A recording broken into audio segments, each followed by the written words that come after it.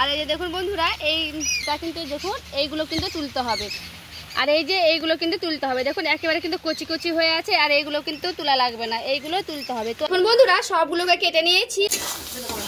আর দেখুন ওলমুচিটা কিন্তু আমার খুব ভালোভাবে রান্না হয়ে গেছে। নমস্কার বন্ধুরা, অমৃতাদি কুকিং চ্যানেলে সবাইকে স্বাগত জানিয়ে আবার একটি রেসিপি নিয়ে হাজির হয়েছি। তো যে সকল বন্ধুরা আমার চ্যানেলে নতুন হয়ে এসেছেন তারা প্লিজ চ্যানেলটিকে সাবস্ক্রাইব করে রাখবেন। আর যারা ফেসবুক থেকে দেখছেন তারা পেজটাকে ফলো করে রাখবেন। তো বন্ধুরা আজকে আমি নিরামিষভাবে ওলমুচি রান্না করে দেখাবো, স্কিপ না করে পুরো ভিডিওটা কিন্তু দেখবেন। তো চলুন। আর এই যে দেখুন বন্ধুরা, দেখুন এইগুলো কিন্তু তুলতে হবে। আর এই যে এইগুলো কিন্তু তুলতে হবে, দেখুন একেবারে কিন্তু কচি কচি হয়ে আছে। আর এইগুলো কিন্তু তোলা লাগবে না, এইগুলো তুলতে হবে। তো আমি এইগুলোকে 2-3টা তুলে নেব, তারপরে দেখাচ্ছি। আর দেখুন বন্ধুরা, আমি কিন্তু 3টের মতো ডাঁটা কিন্তু আমি তুলে নিয়ে চলে এসেছি। এই যে দেখুন, আর খুব বড় বড় ডাঁটাগুলো কিন্তু তুলে নিয়েছি। আর ওল ডাঁটাগুলো কিন্তু চোকাগুলোকে ভালো করে ছিলে নিতে হবে। আর এইভাবে ছোট ছোট করে পিস করে কেটে নিতে হবে। আর দেখুন এইভাবে কিন্তু গোটাটাই খোসাটা ছিলে নিচ্ছি। গোটাটাকে কিন্তু এইভাবে ভালোভাবে কিন্তু ছিলে নিতে হবে। এবার ছোট ছোট করে গোল গোল করে কেটে নিতে হবে। এবার এইভাবে একটু করে ঝিরিঝিরি করে কেটে নিতে হবে। ছোট ছোট পিস করে কেটে নিচ্ছি সবগুলোকে, তারপরে ফিরে আসছি। এখানে আমি একটা মশলা তৈরি করে নেব। দেখে নিন, এখানে নিয়ে নিচ্ছি লঙ্কা, আর এখানে আমি দিয়ে দিচ্ছি পোস্ত। সেই পোস্তটাকে আমি দিয়ে দিচ্ছি। এখানে আমি একটা 10 টাকা দামের প্যাকেটের পোস্ত নিয়েছি এবং সবকটাই কিন্তু আমি দিয়ে দিচ্ছি। আমি দিয়ে দিচ্ছি সরষা, দিয়ে সেই সরষাটাও আমি দিয়ে দিচ্ছি। এখানে আমি দিয়ে দিচ্ছি চীনাবাদাম, চীনাবাদামটাকেও আমি দিয়ে দিচ্ছি। চীনাবাদামটা কিন্তু একটু পরিমাণে বেশি দিতে হবে। এগুলো সবগুলো উপকরণ দিয়ে এবার আমি ভালোভাবে বেটে নেব। একটু করে জল ছিটিয়ে নিয়ে খুব সুন্দর করে মিক্স করে নেব।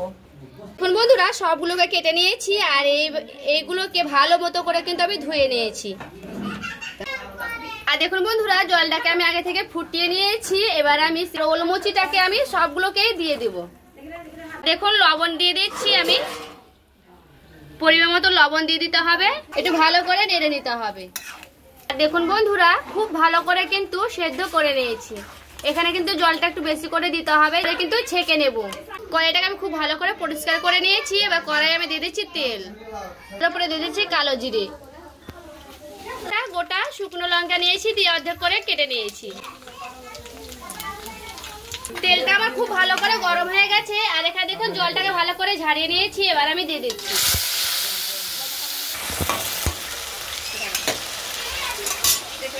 আর এখানে আমি সেই মশলাটাকে বেটে রেখেছিলাম, এবার বাটিতে উঠিয়ে নিয়েছি।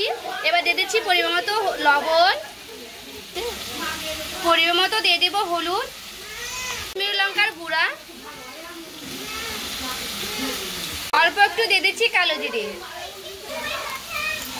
একটু হাত দিয়ে ভালো করে মাখিয়ে নেব। আপনারা কিন্তু চামচ দিয়েও মাখিয়ে নিতে পারেন। আমি একটু হাত দিয়ে ভালো করে মাখিয়ে নিলাম। আর এদিকে আমি একটু তেল দিয়ে ভালো মতো করে নাড়াচাড়া করে নিয়েছি। সেই বাদাম বাটা, সেই মশলাগুলো বেটেছিলাম সেটা আমি দিয়ে দিচ্ছি।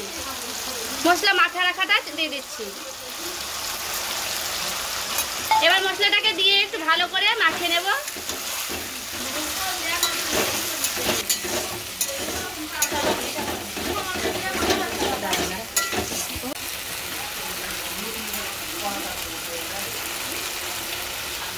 আর এখানে দেখুন কটা আমি কাঁচা লঙ্কা চিড়ে রেখেছিলাম, সেই কাঁচা লঙ্কা চিড়েটা দিয়ে দিচ্ছি। কাঁচা লঙ্কাটা দিলে কিন্তু অপশনাল, আপনাদের মানে মন পছন্দ করে দিয়ে দিতে পারেন, দিলেও হবে না দিলেও হবে। ঢাকা দিয়ে 5 থেকে 10 মিনিট কিন্তু ভালো করে আস্তে আস্তে জাল দিয়ে নাড়াচাড়া করে নেব।